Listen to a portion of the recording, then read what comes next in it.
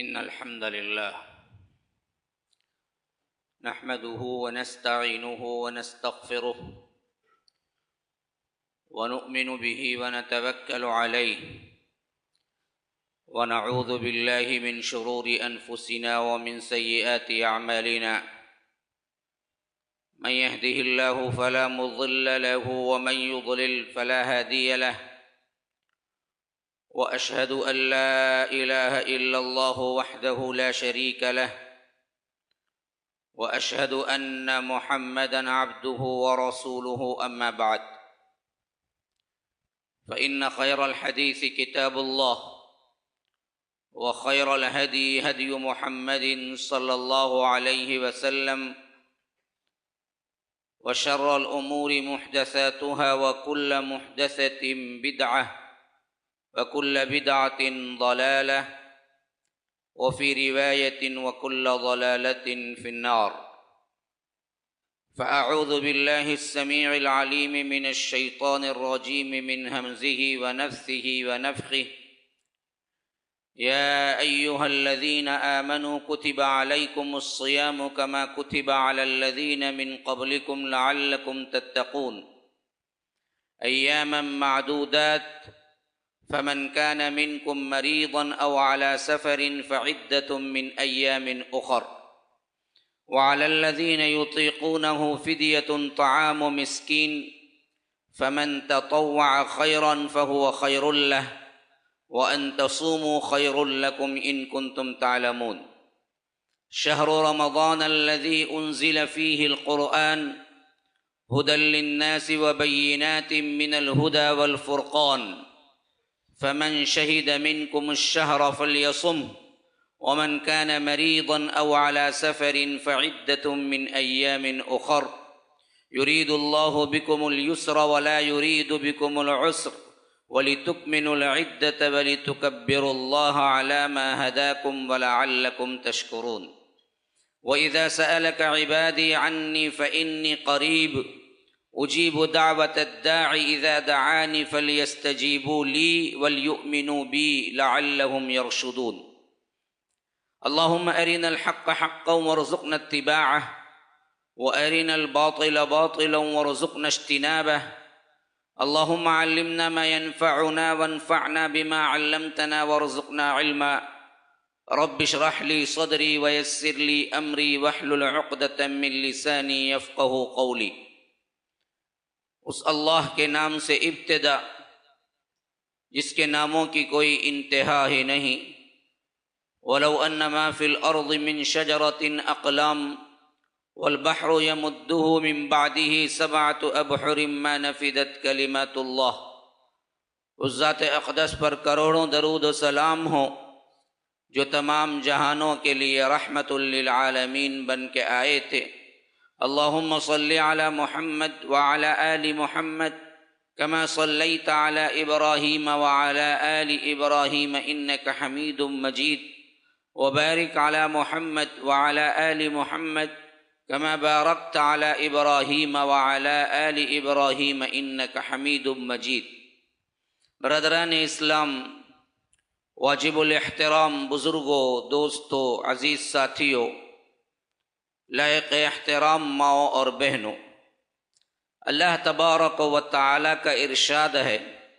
کہ یا ایھا الذین آمنوا، اے لوگوں جو ایمان لائے ہو، کتب علیکم الصیام، تم پر روزے فرض کر دیے گئے ہیں، کما کتب علی الذین من قبلکم، جیسا کہ اس سے پہلے کی امتوں پر فرض کیے گئے تھے، لعلکم تتقون، شاید کہ تمہارے اندر تقوی پیدا ہو۔ اس آیت کو میں نے ابھی خطبے میں پڑھا، یہ سورہ بقرہ سورہ نمبر 2 آیت نمبر 180 پر 3 ہے۔ اللہ تبارک و تعالی نے اس میں مسلمانوں کو خطاب کیا۔ یا ایھا الذین آمنوا کا خطاب اتنا اہم ہے کہ حضرت ابن عباس ترجمان القرآن فرماتے ہیں کہ اگر یا ایھا الذین آمنوا کہیں آ جائے تو اپنے کان کو لگا لو، کیونکہ اللہ تبارک و تعالی تمہیں کوئی حکم دے گا جو تمہارے لیے سب سے اہم ترین ہوگا، یا تو کسی نہیں یا کسی بھی کام سے روکے گا جو اللہ تبارک و تعالی روکے وہ تمہارے لیے سب سے بہتر ہوگا، یا کوئی حکمت کی بات تمہیں بتائے گا جو تمہارے لیے دنیا میں اور آخرت میں سب سے بہترین ہوگا، تو اس واسطے ہمتن گوش بن جاؤ۔ یا ایھا الذین آمنو کا صیغہ جب بھی آئے تو یہاں پر بھی خطاب اللہ تبارک و تعالی نے اہل ایمان سے کیا ہے۔ میں ہمیشہ کہا کرتا ہوں کہ یہ واحد تعلق ہے جو اللہ اور بندے کے درمیان ہے۔ اللہ اللہ ہے، اللہ رب ہے اور بندہ بندہ ہے۔ یہ اللہ اور بندے کے درمیان تعلق صرف ایک ہے، وہ ایمان ہے۔ اس تعلق سے جب رب العالمین پکارتا ہے تو یہ بڑا پیارا خطاب ہے۔ جیسے کوئی باپ اپنے بیٹے کو پکارتا ہے کہ اے میرے بیٹے، تو اس کے اندر جو پیار جھلکتا ہے وہ نام لے کے پکارنے میں نہیں ہے۔ باپ کوئی نام لے کے پکارتا ہے اپنے بیٹے کا، کوئی اسماعیل ہے، ابراہیم ہے، کوئی فلاں فلاں ہے، کہ ابراہیم ادھر آؤ، اسماعیل ادھر آؤ، فلاں ادھر آؤ، تو نام لے کے پکارنے میں وہ پیار جھلکتا نظر نہیں آتا۔ جب باپ کہتا ہے کہ اے میرے بیٹے ذرا ادھر آؤ، میرے بیٹے سن لو، اس میں جو پیار ہے وہ نام لے کے پکارنے میں نہیں ہے۔ واحد نسبت جو باپ اور بیٹے میں ہے وہ دراصل اہم ترین بات کا اظہار ہے، اس نسبت کا اظہار ہے، تو اس میں پیار زیادہ ہوتا ہے۔ تو رب العالمین نے بھی یا ایھا الذین آمنو جب پکارا تو یاد رکھو ہم کو ہمتن گوش ہونا چاہیے کہ وہ پیار جھلکتا جو رب العالمین نے یہاں پر کیا ہے، جو ہم کو نظر آتا ہے، ہم بھی رب العالمین کی طرف متوجہ ہوں۔ کیوں؟ رب العالمین نے ہمیں خاص طور پر پوری دنیا کے لوگوں کو الگ کر کے پکارا ہے۔ پورے قرآن کے اندر یا ایھا الذین آمنو کا خطاب بہت زیادہ آیا ہے۔ یا ایھا الذین کفروا صرف قرآن میں ایک مرتبہ آیا ہے، ایک مرتبہ۔ کافروں سے خطاب سورہ تحریم میں صرف ایک مرتبہ آیا ہے۔ یا ایھا الذین آمنو ایک کم 90 مرتبہ آیا ہے، 89 مرتبہ اللہ تبارک و تعالی نے ہمیں پکارا ہے۔ یہود و نصارہ یا اہل الکتاب یا ایھا الذین ہادو ایک مرتبہ آیا ہے، یہودیوں کو ایک مرتبہ پکارا گیا ہے۔ یا ایھا الذین کفروا ایک مرتبہ آیا ہے۔ ہاں، یا اہل الکتاب 5-6 مرتبہ آیا ہوگا۔ سب سے زیادہ خطاب یا ایھا الذین آمنو کا ہے۔ اس خطاب کے ساتھ ہمیں حکم دیا جا رہا ہے۔ کیا حکم ہے؟ کتب علیکم الصیام، دیکھو تم پر روزے فرض کر دیے گئے ہیں، لکھ دیے گئے ہیں۔ کیا ہے صیام؟ یہ اصل گفتگو ہے آج میری۔ ماہ صیام ہے رمضان، رمضان المبارک ہم پر سایہ فگن ہو چکا ہے۔ اللہ کے رسول صلی اللہ علیہ وسلم نے فرمایا کہ شہر مبارک، یہ بڑا بابرکت مہینہ ہے۔ اور برکت کس کو کہتے ہیں جی؟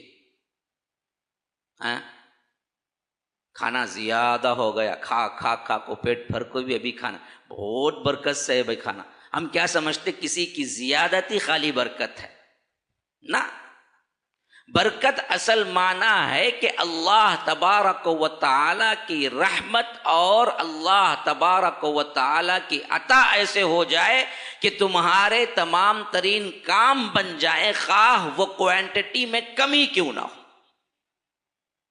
ہاں، برکت اللہ کی رحمت ہے، لامحدود رحمت۔ فرمایا کہ یہ بہت بابرکت مہینہ ہے۔ اس مہینے کی تیاری کیسے ہوتی ہے جی؟ ہم احادیث سے پوچھتے ہیں۔ فرمایا اذا جاء رمضان فتحت ابواب الجنہ وغلقت ابواب جہنم وسلسلۃ الشیاطین۔ جب رمضان کا مہینہ آ جاتا ہے اللہ تبارک و تعالی جنت کے تمام دروازے کھول دیتا ہے، جہنم کے تمام دروازے بند کر دیتا ہے، سرکش شیاطین کو اللہ تبارک و تعالی باندھ دیتا ہے۔ یہ تیاری آسمانوں میں ہو رہی ہے۔ اس کا مطلب کیا ہے؟ مطلب یہ ہے کہ ہر دن اللہ تبارک و تعالی بہت سے بندوں کو جہنم سے آزاد کرتا ہے، بہت سی دعاؤں کو قبول کرتا ہے۔ فرمایا کہ خاص طور پر افطاری کے وقت کی ایک دعا تو ضرور قبول کرتا ہے. اسی لیے میں نے پہلے بھی بیان کیا تھا کہ تم ابھی سے 30 دن کی دعائیں متعین کر کے رکھ لو. 4-5 دن گزر چکے ہیں، ابھی بھی کچھ نہیں گیا. 25 روزے تمہارے اپنے باقی ہیں، 25 دعاؤں کو منتخب کر لو. ہاں، افطار کے وقت کتنے بڑے ہیں، کتنے سموسے رکھے ہیں، کتنے فروٹ آئے ہیں، کتنے گنجی کے کھٹرے ہیں اور کتنا کھانا ہے، یہ اسکیم بنانے کے بجائے اس وقت وہاں بیٹھے جو وقت تمہیں مل جاتا ہے اس میں پہلے سے متعین کی ہوئی دعا کو ضرور کثرت سے کرو. ایک دعا ہی صحیح، پہلے سے تیاری کر لو. مجھے یہ 25 دن میں 25 دعائیں پڑھنی ہیں، یہ 25 مانگ کرنی ہے، اور ان میں رب سے کیا کرو؟ اے اللہ آج میں اپنی صحت کے لیے دعا کرتا ہوں، مجھے مکمل صحت یاب کرتے، جو بیماریاں ہیں اللہ تعالیٰ تو مجھے دور کر دے.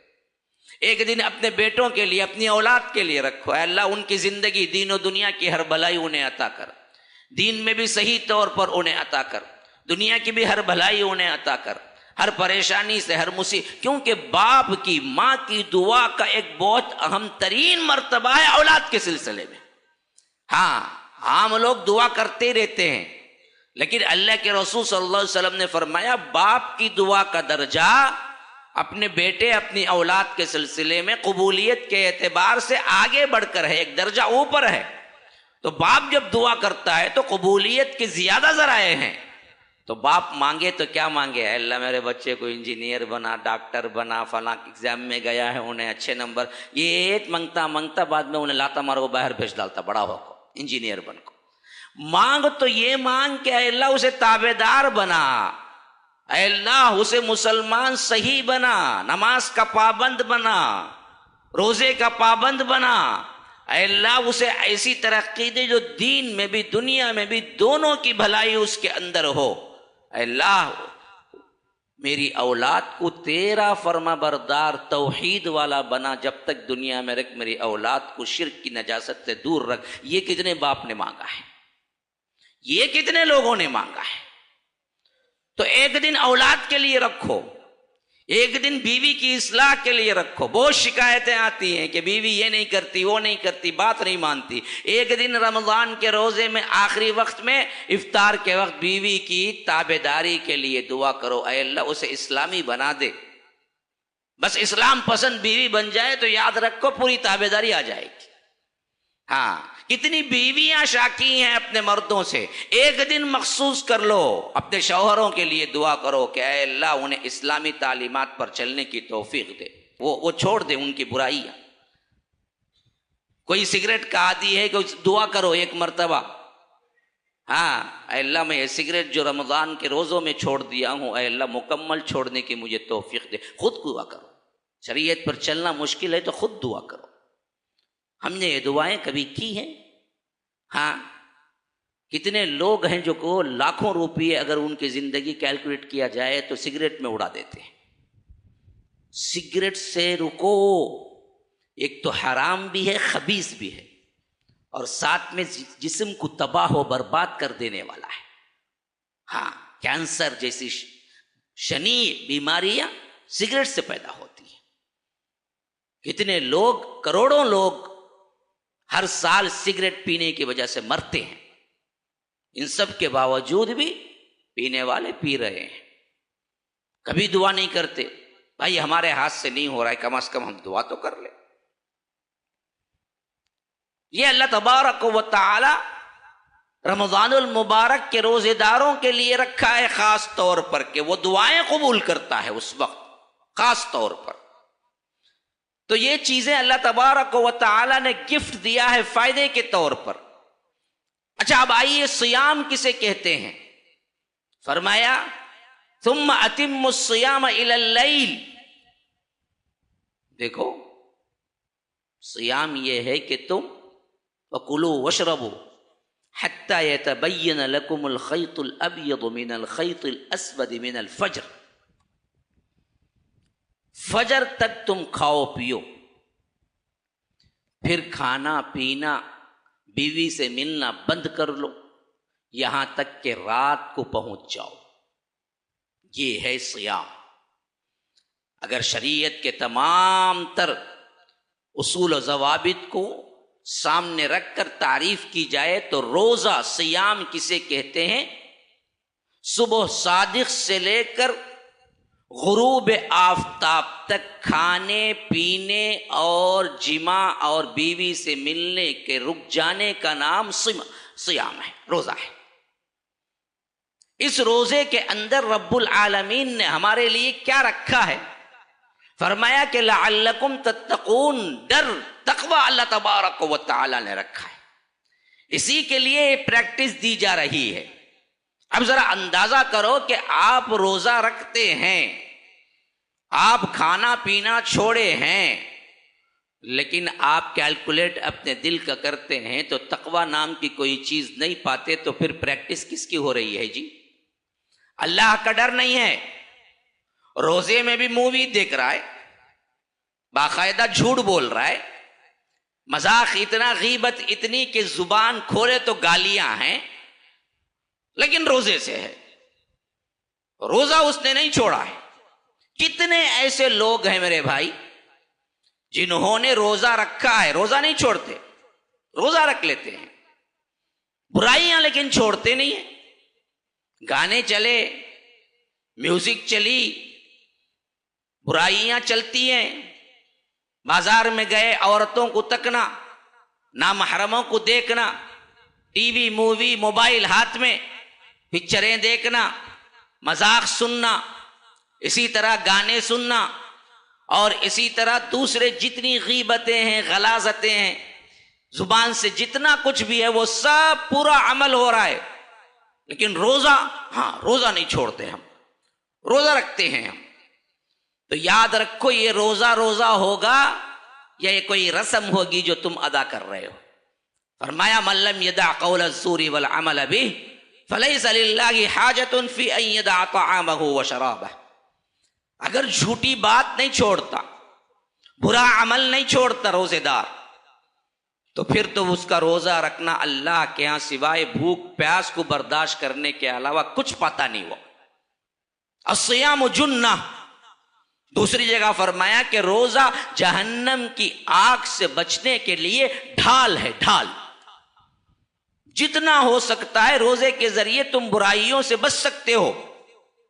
لیکن ہمارے اندر یہ چیزیں بالکل مخفوض ہیں، تو سمجھ لیجئے ہم نے روزے کا کوئی مقصد نہیں لیا.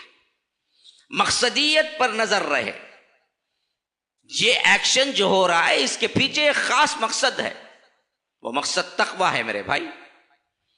تقوی کو آپ دیکھیں، بلکہ اصول بنائیں. میں تو کہتا ہوں رمضان المبارک یہ پورا 24 آورس آپ کا اصول ہو. سب سے پہلا اصول، آپ اپنے آپ کو اللہ تبارک و تعالی کی اطاعت میں دیں. ہر حرام کی چیز اپنے آپ سے دور کریں. بیٹھ کے سوچیں کیا چیزیں ہیں جو مجھے بیکار اور حرام کی طرف لے جاتی ہیں، ان تمام کو نکال باہر کریں. فیس بک اکاؤنٹ بند کرو، واٹس ایپ اکاؤنٹ بند کرو. ہاں ضرورت ہے، میں صرف ضرورت پہ دیکھتا ہوں ایک دو چیزیں، چلو بھائی اس پر اسے کنٹرول ہے کہ مجھے کیا دیکھنا ہے، میں صرف اسی وقت کھول کے دیکھتا ہوں، چلو بھائی. اگر تمہارے ہاتھوں کنٹرول نہیں ہو رہا ہے، گھنٹے نکل جا رہے ہیں واٹس ایپ میں، فیس بک میں، انسٹاگرام میں یا ہنسی مذاق میں، تو اس کا معنی ہوا کہ آپ پر کنٹرول نہیں ہے، بلکہ وہ آپ کو کنٹرول کر رہا ہے. جب یہ موقع ہو جائے تو نکال پھینکو، موبائل سے یہ اکاؤنٹ نکال دو. کیا جاتا ہے 1 مہینے کے لیے، کم از کم نکال دو، وقت تو سیف ہوگا کم از کم. اللہ کی قسم کھا کے کہتا ہوں اچھے سمجھتے ہیں کہ ہم دراصل کیا وقت پہ استعمال، لیکن شیطان ایسے مشغول کرتا ہے کہ ایک میسج دیکھنے کو کھولتا 10 میسج آنکھ کو رہتے، اوپر نیچے دیکھ کے ختم کر کے ہو جائے پاؤ گھنٹہ آدھا گھنٹہ نکل جاتا، پاؤ گھنٹہ آدھا گھنٹہ ایسے ہی نکل جاتا. اور وہ پاؤ گھنٹہ آدھا گھنٹہ بھی کیا دیکھا اس نے، کوئی اچھی بات دیکھی، قرآن پڑھا، قرآن سیکھا، حدیث دیکھا، نہیں، بیکار کی واہی تباہی بکواس ادھر ادھر کے کیا ہیں، موویز کے لنکس یا نہیں تو کیا ہیں، ہنسی مذاق کے ویڈیوز، کیا کیا نہیں ہے۔ یہ فیس بک تو اللہ برحم کرے کیوں استعمال کرتے ہیں لوگ، سمجھ سے باہر ہے، کیا کیا نہیں بلا بدتر چیزیں ہیں۔ نیوز کے نام پہ ہی تمہارا آدھا ایک گھنٹہ چلے جاتا۔ نیوز کو تم دیکھ کے کیا کرنا چاہتے ہیں؟ کیا کوئی بہت بڑا انقلاب لاؤ گے؟ کیا کرو گے؟ اس کا مطلب یہ نہیں کہ مت دیکھو، نہیں کہہ رہا ہوں، رمضان میں تو کم از کم بربادی کے دہانے پہ مت جاؤ نا جی۔ وقت کو سیو کرو، ضائع نہ کرو۔ وقت بہت بڑی چیز ہے، جس نے اس کی قدر جان لیا وہ اللہ کا مقرب بندہ بن گیا، جو ضائع کیا وہ شیطان کا بندہ بن گیا۔ اسی لیے اسلاف کہا کرتے تھے کہ اگر اس کو تم استعمال کرو گے تو یہ تمہارے ساتھ رہے گا، ورنہ تو وہ تم کو استعمال کر جائے گا۔ وقت کو استعمال کرنا سیکھو، نہیں تو وقت تمہیں استعمال کر لے گا۔ وقت نکل جائے گا لیکن ہاتھ کچھ نہیں آئے گا۔ آخری وقت ایک ایک منٹ کے لیے ترسو گے۔ وقت مقررہ پہ موت آ جائے گی تو رب کیا کہتا ہے، ذرا اس پر ذہن میں رکھو بات۔ اذا جاء اجلهم لا يستأخرون ساعة ولا يستقدمون، ایک لمحہ نہ آگے نہ ایک لمحہ پیچھے۔ اس وقت دعائیں کرو گے، رو گے، ماؤ گے، لیکن اخرتنی الی اجل قریب، ارے ایک لمحہ ہی دے دو مجھے، تھوڑی سی تاخیر کر دو، میں کچھ اچھے کام کر لوں، فاصدق واکن من الصالحین۔ اللہ کہے گا کہ نہیں، وَلَن يُؤَخِّرَ اللَّهُ نَفْسًا إِذَا جَاءَ أَجَلُهَا۔ جب کسی جان کا وقت آ جاتا ہے، موت کا وقت آ جاتا ہے، بس اس کے علاوہ اب ایک لمحہ نہ آگے نہ ایک لمحہ پیچھے۔ وقت مقررہ پر اس وقت کی اہمیت معلوم ہوگی کہ کاش کہ میں یہ کر لیتا، میں وہ کر لیتا، میں ایسا کر لیتا، میں ویسا کر لیتا، لیکن اس وقت تمہیں وقت ملے گا؟ نہیں ملے گا۔ آج رب العالمین نے تمہیں زندگی بھی دی ہے، رمضان جیسی نعمت بھی دی ہے، جہاں پر گناہ کم بلکہ گناہ کے اسباب خود رب العالمین ختم، نیکیوں کے اسباب بڑھا دیا، اور ایک ایک نیکی کا رب العالمین کیا حساب دے گا یہ بھی اللہ ہی بہتر جانتا ہے۔ بعض لوگ مشہور کر دیے ہیں کہ ایک نیکی 70 ملتی ہے، ایک نماز 70 نمازوں کے برابر ملتی ہے رمضان میں۔ نہ، یہ 70 کا صیغہ یا 70 کا عدد تو نہیں آیا، لیکن یاد رکھو زیادتی کتنی ہوگی یہ بھی نہیں بتایا۔ ہو سکتا ہے 70 ہو، 70,000 ہو، 70 لاکھ بھی ہو، واللہ یضاعف لمن یشاء۔ عام دنوں کا اصول یہ اللہ کہتا ہے کہ ہم چاہیں تو بڑھا دے، رمضان میں اور بڑھا دے، پتہ نہیں کتنا بڑھائے۔ یہ سب تو عام نیکیوں کے لیے، خاص صیام کے لیے تو فرمایا کہ کوئی حیثیت تعداد کی ہے ہی نہیں، صوم لی، یہ میرے لیے ہے روزہ، وانا اجزا بھی، میں خود ہی دوں گا اس کی جو کچھ بھی کیا ہے، اس کا ثواب کیا دے گا کہیں متعین نہیں ہے۔ رب خاص طور پر اپنے بارگاہ میں بلا کے جب کسی روزے دار کو دے گا، اور وہ بھی خاص دروازے سے وہ آئے گا، باب الریان سے، حدیث میں ہے کہ روزے داروں کو بلایا جائے گا اس دروازے سے جس کا نام ریان ہے۔ خاص معلوم ہو جائیں گے لوگ روزے دار تھے، روزہ نہیں چھوڑتے تھے، تو اس دروازے سے پروٹوکول ہوگا انہیں، وہ اندر آئیں گے تو اللہ تعالیٰ ان کو دے گا، جب اپنی رضا کی نعمت دے گا تو پھر وہ جہنم جائیں گے؟ کیا دے گا کچھ پتہ نہیں۔ تو یاد رکھو رب العالمین جب دینے پہ آئے گا تو اس کے اپنے شاہانہ اللہ تبارک و تعالی اپنے لائق دے گا، تو عام نیکیوں کو کتنا دے گا یہ بھی پتہ نہیں۔ تو رمضان المبارک میں ایک ایک لمحہ قیمتی ہے میرے بھائی۔ اس روزے کو جسمانی روحانی دونوں لحاظ سے پاک کرنے کا سبب بنا۔ کیسے؟ زبان کو غلط بات بولنا، غیبتیں کرنا، چغلی کھانا، ان چیزوں سے اپنے آپ کو روکو۔ آنکھ کو حرام کاری سے رکاؤ، کھانے میں حلال چیزیں استعمال کرو، حلال کا لقمہ ہی اندر جائے تو یہ ہے روزہ۔ تو اس کو مکمل کرو تو اللہ تبارک و تعالی کہتا ہے کہ الصوم لی وانا اجزی بہ، میں ہی اس کی جو کچھ بھی ثواب ہے، جزا ہے، میں خود ہی دینے والا ہوں۔ اچھا آگے جائیے، اس کے کچھ مسائل کیا ہیں، کن چیزوں سے احتراز کرنا چاہیے، کن چیزوں کو رب العالمین نے روزے میں اہتمام کرنے کا حکم دیا ہے۔ تو یاد رکھیے، روزہ سب سے پہلی سیڑھی سحری سے شروع ہوتا ہے، لیکن یہ بات بھی اہم تر بات ہے، ولو بالفرض کسی کا سحری کا وقت ختم ہو گیا، سحری نہیں کیا، اتفاقیہ، روزے پہ اثر نہیں پڑتا۔ سحری فرض نہیں ہے کہ بغیر سحری کے روزہ نہیں ہوتا، ہو جاتا ہے، لیکن سحری کھانا سنت اور مستحب ہے اور برکت ہے۔ تسحروا فإن فی السحور برکہ، سحری کیا کرو، سحری میں اللہ نے برکت رکھی ہے۔ آپ دیکھیں سحری کا روزہ اور بغیر سحری کے روزے میں کتنی تکلیف معلوم ہوتی ہے۔ اللہ کی رحمت ہے کہ چند ہی لقمے صحیح، لیکن سحری کے وقت اٹھ کے کھا لیتے ہیں تو پورا دن اللہ تبارک و تعالی ایک الگ ہی طاقت دیتا ہے۔ وہی نیند کی وجہ سے، کسل مندی کی وجہ سے، صرف اپنے آپ کی سستی کی وجہ سے سحری جو چھوڑتے ہیں نا جی، پورا روزہ ان کے لیے بھاری ہوتا ہے۔ اس بات سے سحری نہیں چھوڑنا چاہیے، سحری کرنا چاہیے۔ اور فرمایا کہ سحری اللہ کے رسول صلی اللہ علیہ وسلم آخری وقت میں کرنا پسند کرتے تھے۔ یہ جو احتیاط کے نام پر 10 منٹ، 15 منٹ انتہائے سحری کا وقت بلکہ لکھ دیتے ہیں، یاد رکھو یہ کارڈ میں جو چھاپے ہوئے مل جاتے ہیں، اللہ کے لیے تحقیق کر لیا کرو، اتھینٹک صحیح کارڈ چھاپے ہیں یہ لوگ، صحیح اوقات کو متعین کر کے بتلائے ہیں۔ ہر ایرے غیرے نتو خیرے کا کارڈ لے کے مت رکھ لو، اور ان میں جو ٹائمنگ لکھی ہوئی ہے اس ٹائمنگ کو مت سمجھ جاؤ کہ یہ انتہا اور یہ ابتدا ہے، نہیں۔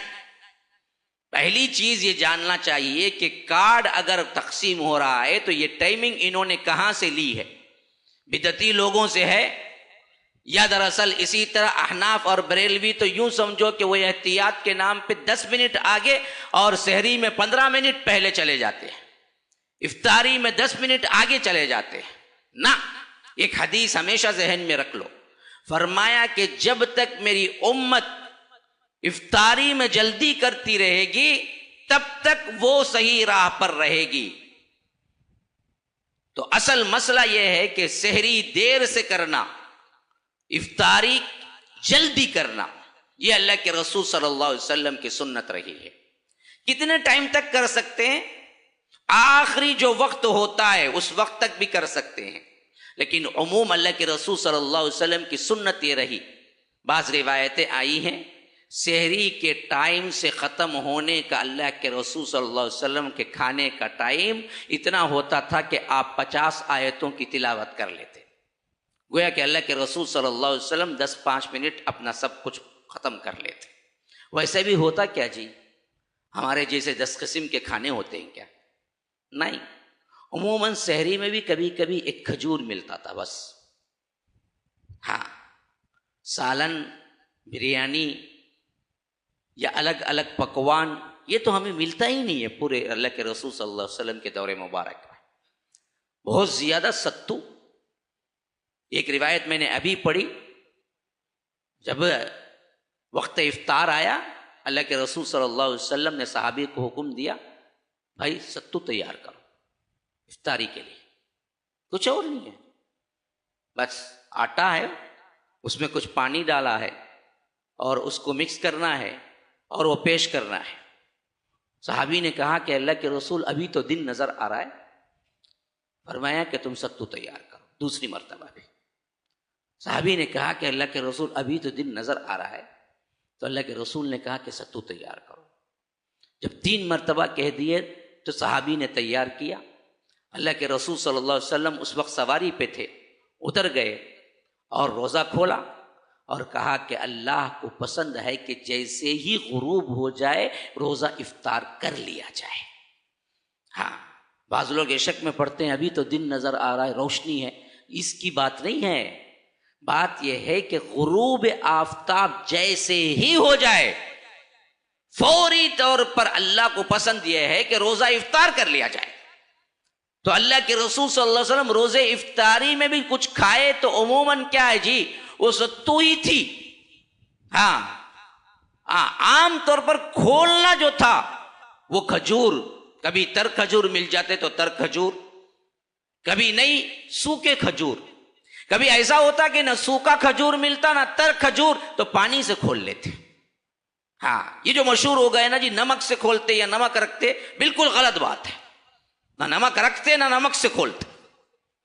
3 ہی چیزیں ہیں، یا تو رطب تھے، تر کھجور تھے، یا نہیں تو سوکھے کھجور تھے، یا نہیں تو اللہ کے رسول صلی اللہ علیہ وسلم پانی سے کھول لیتے تھے۔ اور سحری میں بھی سب سے بہترین غذا اللہ کے رسول صلی اللہ علیہ وسلم نے کیا بتایا؟ کھجور ہی بتایا ہے۔ ہاں، بڑے بڑے سالن، بڑے بڑے کیا ہیں یہ وہ تلن کی چیزیں، ایسی کوئی بات نہیں آئی ہے ذہن میں۔ اگر کھاتے ہیں تو کھا لیجئے، آپ کا معدہ ہضم کرتا ہے تو کرے، لیکن کھجور بھی ساتھ رکھ لینا بہت اچھی چیز ہے سحری کے لیے۔ تو اللہ کے رسول صلی اللہ علیہ وسلم کی سحری یہ ہوتی تھی کہ آخری وقت تک کھائیں۔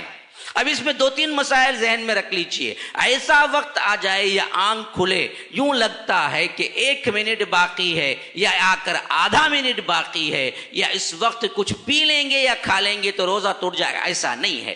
1-2 منٹ یا ہاف منٹ یا 5 سیکنڈ یا 10 سیکنڈ مل جائیں اور آپ کے ہاتھ میں پیالہ ہے یا کھجور کا کوئی ٹکڑا ہے یا کھانے کی کوئی چیز ہے تو اللہ کے رسول صلی اللہ علیہ وسلم نے ہمیں اجازت دی ہے کہ آپ اس کی پرواہ نہ کریں کہ وقت شروع ہو گیا کہ آپ جلدی جلدی اس کو پی لیں، کھا لیں، یا جو بھی آپ کے ہاتھ میں ہے اس سے آپ اپنی سحری مکمل کر لیں، ختم نہ کریں۔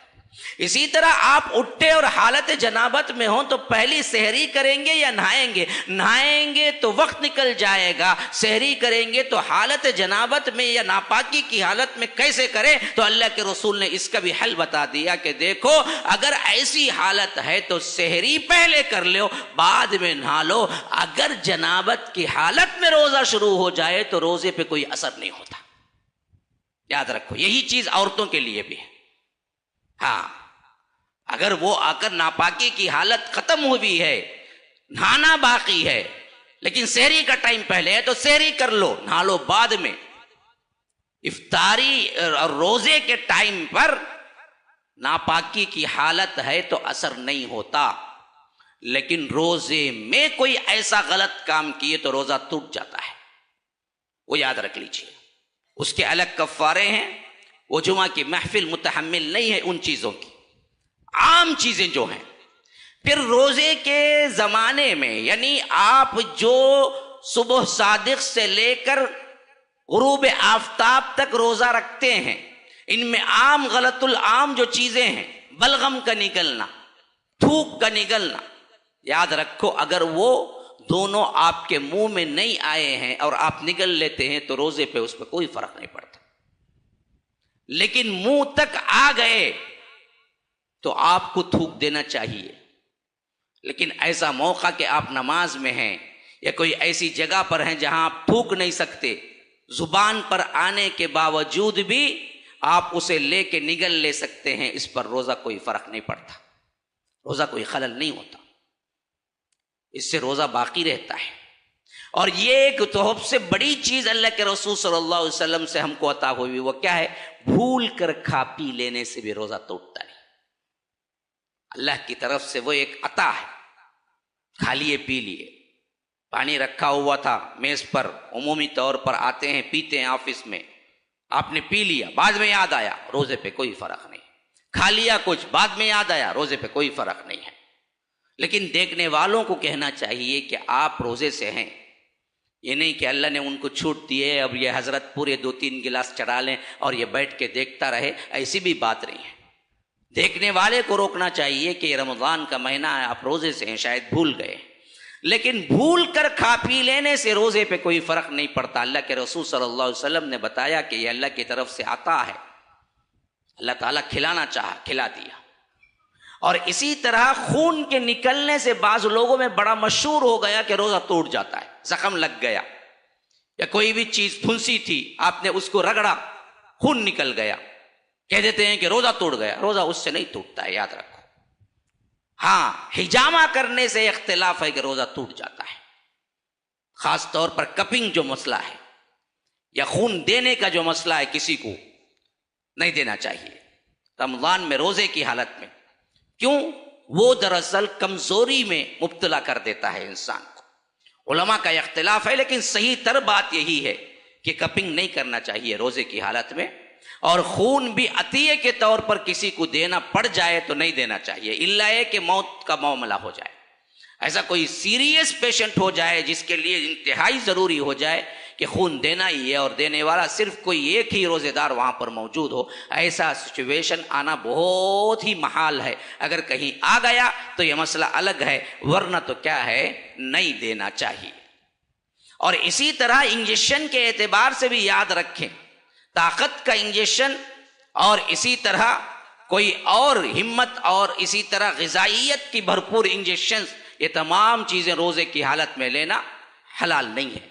لیکن انسولین وغیرہ کوئی لینا چاہتا ہے، کسی کے لیے وہ ضروری ہے، دوائی کا کوئی انجیکشن، بخار سے تپ رہا ہے، روزے کی حالت میں ہے، ڈاکٹر نے سجیسٹ کیا ہے کہ اب تمہیں ایک انجیکشن دے دینا چاہیے، دے لے سکتا ہے۔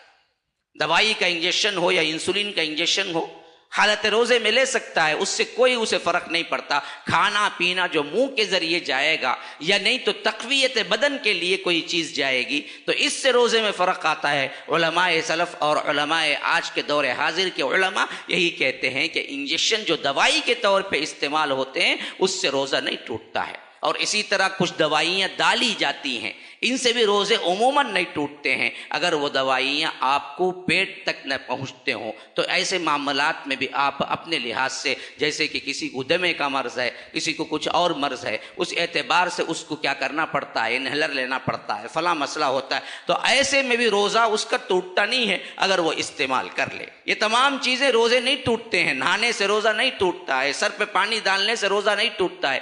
ہمارے ہاں غلط العام یہ چیزیں مشہور ہو گئی ہیں کہ ان سب چیزوں سے روزہ ٹوٹ جاتا ہے۔ میں نے تو کیا ہے اپنے بچپن میں یہاں تک دیکھا کہ خوشبو لگانا بھی نہیں ہے، کیونکہ خوشبو کی جو خوشبو ہے، جو بو ہے، وہ ناک میں جائے گی تو روزہ ٹوٹ جائے گا، پھر تو سانس بھی نہیں لینا ہے انہیں، مر گیا تو برابر، کیونکہ وہ بھی تو ناک کے ذریعے پیٹ کو جاتی ہے نا۔ تو اس طرح کی کیا ہے جاہلی باتیں ہمیں زیب نہیں دیتی۔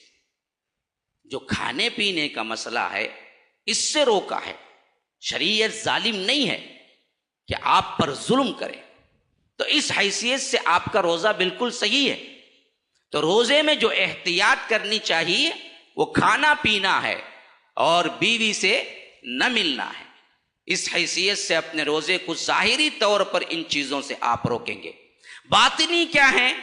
باطنی برائیوں سے، آنکھوں کی، کانوں کی، منہ سے، ہاتھوں سے، پاؤں سے، اپنے اعضاء و جوارح سے جتنے برے کام ہوتے ہیں میرے بھائی، آپ کو روکنا چاہیے۔ سب سے اہم ترین فائدہ روزے کا کیا ہے؟ اپنے نفس کو توڑنا، جو نفس بولے اس کے خلاف کرنا، یہی سب سے اہم ترین چیز ہے۔ نفس کا کنٹرول آپ کے اندر آ جائے، آپ نفس کو چلائیں، نفس آپ کو نہ چلائے، تو یہی اصل روزے کی سب سے اہم ترین خاصیت ہے۔ اس حیثیت سے آپ دیکھنا ہے پورے رمضان میں، خواہ وہ روزہ ہو یا نہ ہو، ایسے اوقات میں بھی نفس کی بات زیادہ سنتے ہیں یا نہیں اللہ تبارک و تعالیٰ کی بات زیادہ سنتے ہیں۔ اب آئیے روزے کے آخری افطاری کے وقت کے کیا کیا سنتیں ہیں۔ اللہ کے رسول صلی اللہ علیہ وسلم افطاری کے وقت کثرت سے دعا کا حکم دیا ہے، جلدی کا حکم دیا ہے، اور اللہ کے رسول صلی اللہ علیہ وسلم افطاری کے وقت میں صحابہ کرام سے کہا کرتے تھے کہ کسی اور کو بھی کھلاؤ، کوئی اور بھی افطاری کرا دے۔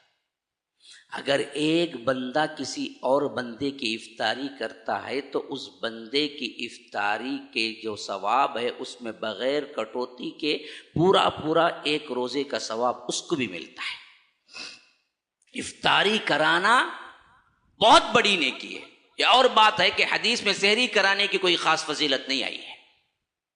کرانے پہ فضیلت مل سکتی ہے، ثواب مل سکتا ہے، عموم مل سکتا ہے، لیکن افطاری کے لیے خاص احادیث آئی ہیں میرے بھائیوں۔ تو جو لوگ افطاری کرانا چاہتے ہیں، جہاں پر مجموعی طور پر افطاری کا انتظام ہوتا ہے، جیسے کہ یہاں پر انتظام ہے، ان میں شامل ہونا یہ بہت بڑا اللہ تبارک و تعالی کا فضل ہے کہ اس حیثیت سے آپ شریک ہوں۔ جو ہو سکتا ہے، جس حیثیت سے ہو سکتا ہے، یا نہیں انڈیویجول بھی اپنے کسی ساتھی کو، اپنے کسی غریب کو یا اپنے کسی دوست کو افطاری کے وقت کہیں کہ آؤ جی ہمارے ساتھ روزہ کھول لو، خواہ وہ کیا ہے کم ہی چیزیں آپ دیں۔ ایک صحابی نے پوچھا اللہ کے رسول صلی اللہ علیہ وسلم ہمارے پاس افطاری کرانے کو کچھ نہ ہو، صرف پانی ہو، تب بھی ہم لے جائیں؟ کہا کہ ہاں، اس کا بھی ثواب اللہ تبارک و تعالیٰ تمہیں دے گا۔ ایک دوسرے کو افطاری کرانا، اللہ تبارک و تعالیٰ نے ایک گفٹ دیا ہے رمضان میں کہ کم کھلاؤ لیکن ثواب کے ذریعے بہت زیادہ پاؤ۔ اللہ کے رسول صلی اللہ علیہ وسلم نے اس کو ابھارا ہے۔ اور سب سے اہم ترین چیز افطاری کے بعد قیام کا ہے۔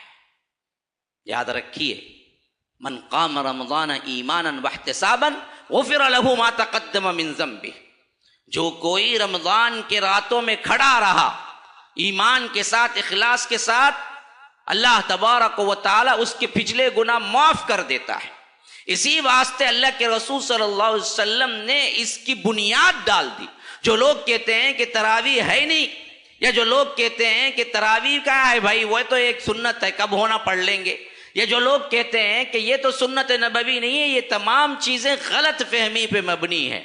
ہاں، یہ اور بات ہے کہ اگر آپ پہلے وقت میں نہیں پڑھ سکتے تو آخری وقت میں پڑھ لو، لیکن پڑھنا، قیام، اور خاص طور پر رات میں قیام رمضان کے مہینے میں، یہ اللہ کے رسول صلی اللہ علیہ وسلم سے بالجماع ثابت ہے۔ ابو ذر کی روایت آپ ذہن میں رکھیں، اللہ کے رسول صلی اللہ علیہ وسلم اپنے دور مبارک میں 23 کو آئے،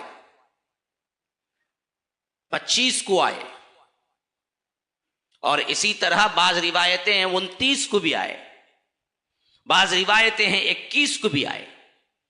دور رسالت میں جو لوگ کہتے ہیں کہ تراویح اللہ کے رسول صلی اللہ علیہ وسلم ثابت نہیں ہے، وہ لوگ بات کو صحیح نہیں سمجھے ہیں۔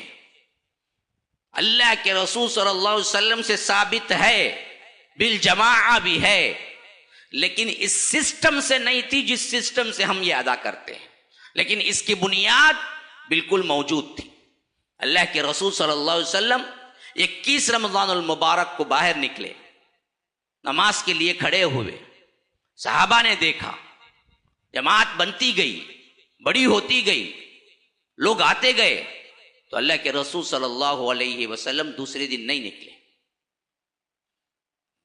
پھر 23 کو نکلے، تب اور لوگ جمع ہو گئے، تو اللہ کے رسول صلی اللہ علیہ وسلم پھر ایک دن نہیں نکلے، 25 کو نکلے۔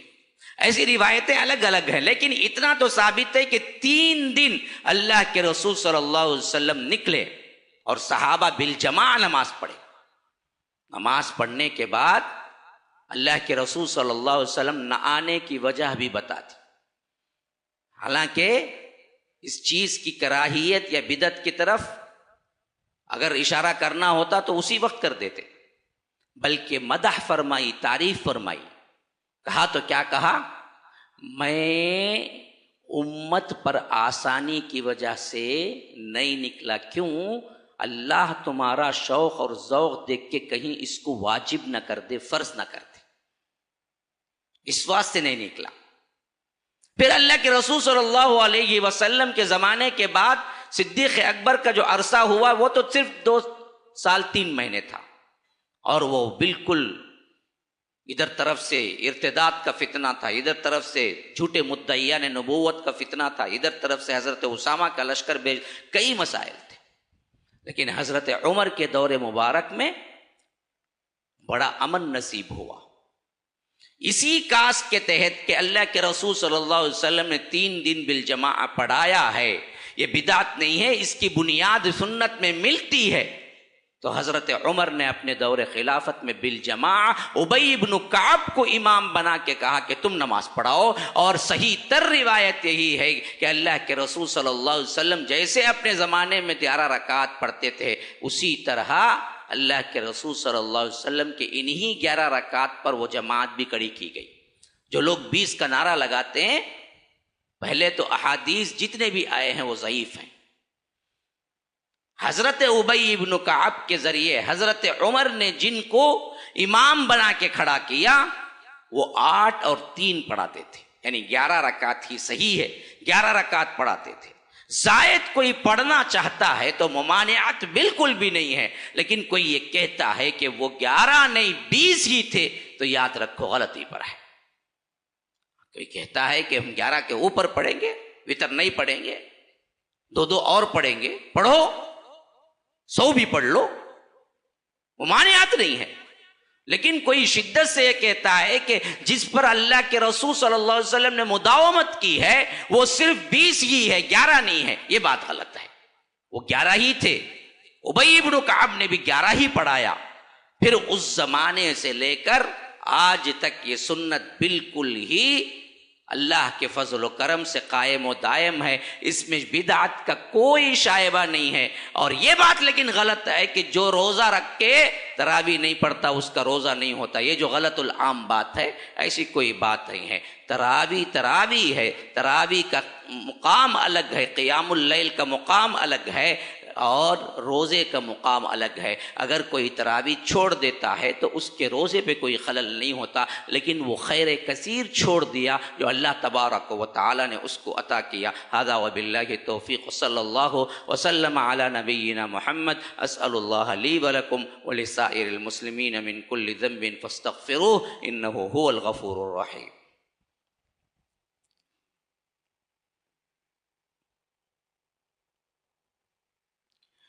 الحمد لله حمدا كثيرا كما أمر، وأشهد أن لا إله إلا الله وحده لا شريك له إدغاما لمن جحد به وكفر، وصلى الله وسلم على نبينا محمد. فأعوذ بالله السميع العليم من الشيطان الرجيم من همزه ونفثه ونفخه. إن الله وملائكته يصلون على النبي يا أيها الذين آمنوا صلوا عليه وسلموا تسليما. اللهم صل على محمد وعلى آل محمد كما صليت على إبراهيم وعلى آل إبراهيم إنك حميد مجيد، وبارك على محمد وعلى آل محمد كما باركت على إبراهيم وعلى آل إبراهيم إنك حميد مجيد. وصل على جميع الأنبياء والمرسلين والملائكة المقربين والخلفاء الراشدين، خصوصا منهم أبي بكر وعمر وعثمان وعلي رضوان الله تعالى عن الصحابة كلهم أجمعين. فأعوذ بالله من الشيطان الرجيم. إن الله يأمر بالعدل والإحسان وإيتاء ذي القربى وينهى عن الفحشاء والمنكر والبغي يعظكم لعلكم تذكرون. اذكروا الله يذكركم وادعوه يستجب لكم ولذكر الله أكبر والله يعلم ما تصنعون.